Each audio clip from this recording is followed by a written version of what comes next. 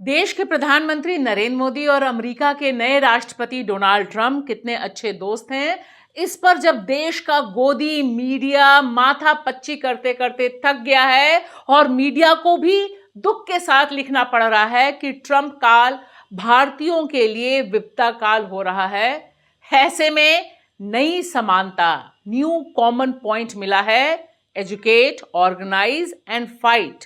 शिक्षित बनो, संगठित करो और संघर्ष करो। आप भी फेर में पड़ गए होंगे ना। भारत में यह नारा संविधान रचयिता बाबा साहब भीमराव अंबेडकर ने दिया था और देखिए ना 2025 में अमेरिका में यह नारा दिया 84 साल के सेनेटर कद्दावर नेता बर्नी सैंडर्स ने। है ना मस्त वाली इक्वेशन। नमस्कार दोस्तों, मैं भाषा और आप देख रहे हैं बेबाक भाषा पे special report. Connection Modi and Trump, America और भारत की राजनीति का। ट्रंप काल भारत या यूं कहें पूरी दुनिया के लिए विनाश काल होगा, हो सकता है, हो रहा है। इन सब बातों का आज की तारीख में कोई मायने नहीं है, क्योंकि दरअसल हम अब ट्रंप काल में हैं। दुनिया को ट्रंप को झेलना है और यह बड़ी हकीकत है। ऐसे में बहुत जरूरी है देखना सुनना अमेरिका के कद्दावर निर्भीक नेता इंडिपेंडेंट सेनेटर बर्नी सैंडर्स को, जिन्होंने आने वाले दिनों में राजनीति, अमेरिका की राजनीति और उसका एजेंडा सेट करने की कोशिश की है। और भारत के संदर्भ में इसे समझना बहुत जरूरी है, क्योंकि यहां पर भी हम मोदी काल से गुजर रहे हैं और यह क्या बड़ा कनेक्शन है कि आज की तारीख में या यूं कहें कि 2014 से लेकर 2025 के बीच सबसे ज्यादा अगर किसी को याद किया गया तब वह बाबा साहब भीमराव अंबेडकर और उनका यह slogan educate, organise and agitate. और आज की तारीख में बर्नी सैंडर सीधे सीधे कह रहे हैं educate, organise and fight. We cannot panic, no matter how many executive orders he signs, and no matter how many absurd statements he makes. Our goal remains the same. We have got to educate, we have got to organize, we've got to put pressure on Congress to do the right things. अब देखिए कितने सहज सरल शब्दों में Bernie Sanders ने जो video जारी किया है उसमें सीधे सीधे कहा है कि हम पैनिक नहीं हो सकते, हमें सही दिशा में अमेरिका को ले जाना है, लड़ाई जारी रखनी है, क्योंकि ट्रंप बुनियादी मुद्दों पर बात करने लायक नहीं है। खास बात है कि अपने इस पूरी स्पीच में बर्नी सैंडर्स याद दिलाते हैं कि ट्रंप ने क्या नहीं कहा। पहला मुद्दा अमेरिका का स्वास्थ्य सिस्टम खत्म है। Our healthcare system is broken, is dysfunctional, and it's wildly expensive. Not one word from Trump about how he is going to address the healthcare crisis. दूसरा मुद्दा अमेरिका में बेघर लोगों की फौज है। We have 800,000 Americans who are homeless and millions of people spending 50 or 60% of their limited income on housing. We have a major housing crisis in America. Everybody knows it. And Trump, in his inaugural address, did not devote one word to it.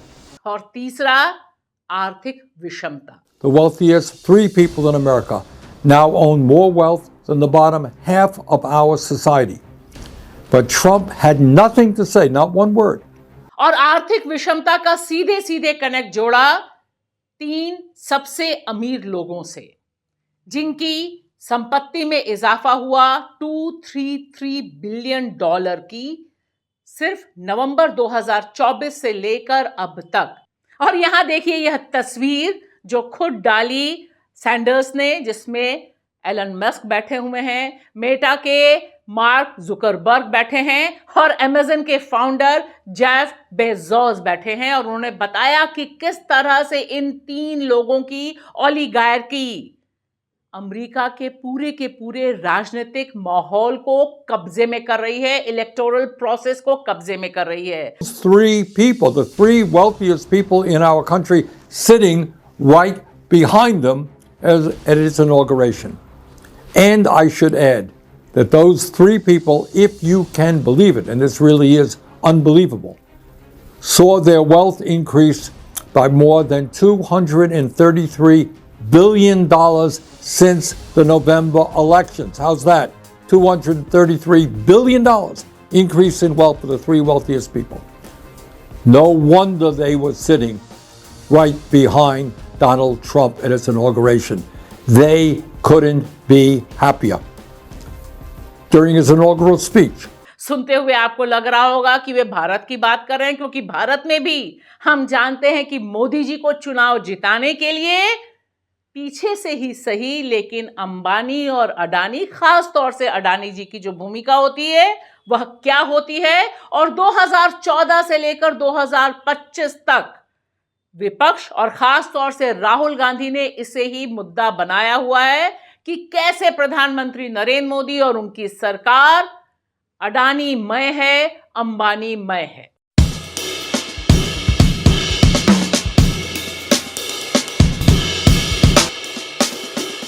और देखिए last में उन्होंने जो कहा वह बहुत खास है कि अमेरिका को किस तरह से आर्थिक, सामाजिक, रेशियल यानी नस्ली और पर्यावरण न्याय वाला राष्ट्र बनाना है, और यही मकसद होना चाहिए तमाम उन लोगों का बिल्डअप करने के लिए, अमेरिका को क्रिएट करने के लिए। मैदान अभी छोड़ने की जरूरत नहीं है, क्योंकि लड़ाई अभी जारी है। finally, my friends, we have got to fight to create an America based on economic, social, racial, and environmental justice.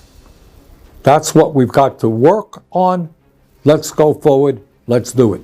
Thank you.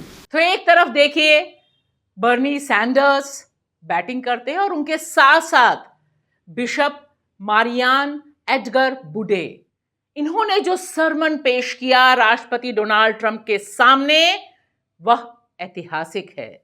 जिस तरह से इन्होंने दो टूक शब्दों में अमेरिका के राष्ट्रपति को मैसेज दे दिया और कहा कि वे भगवान का नाम लेकर आए हैं सत्ता में, तो भगवान के नाम पर दया करना भी सीखें, और किन लोगों पे दया करनी है इसका भी एजेंडा अपने सरमन में इस महिला बिशप ने तय कर दिया। उन्होंने कहा, भगवान के नाम पर मैं आपसे कहती हूं कि देश में रहने वाले तमाम लोगों के प्रति दया भाव रखें जो इस समय डरे हुए हैं। गे, लेस्बियन और ट्रांसजेंडर लोग जो डेमोक्रेटिक, रिपब्लिकन और स्वतंत्र परिवारों में रहते हैं, जिन्हें अपनी जिंदगी का खतरा है। अमेरिका के श्रमिकों, अप्रवासी अमेरिकी और गैर कानूनी ढंग से आए प्रवासियों के बारे में भी बात की है कि वे हमारे लिए काम करते हैं और वे अपराधी नहीं हैं। देखिए हिम्मत का यह स्वर। In the name of our God, I ask you to have mercy upon the people in our country who are scared now. There are gay, lesbian, and transgender children in Democratic, Republican, and independent families, some who fear for their lives. And the people who pick our crops and clean our office buildings, who labor in poultry farms and meat packing plants, who wash the dishes after we eat in restaurants and work the night shifts in hospitals, they may not be citizens or have the proper documentation, but the vast majority of immigrants are not criminals. I ask you to have mercy, Mr. President, on those in our communities whose children fear that their parents will be taken away. सवाल बहुत साफ है कि बर्नी Sander हों या फिर यह महिला पादरी, इनके जो स्वर हैं वह बता रहे हैं कि किसी भी मुल्क में कोई भी शासक हो जाए, प्रजा को अपने मुल्क को संवारने का हक छोड़ना नहीं चाहिए, चाहे वो ट्रंप काल हो या मोदी काल हो, क्योंकि सबसे बड़ी बात है कि मानवता के लिए जो लोग काम करेंगे वही अपने देश को बचा पाएंगे।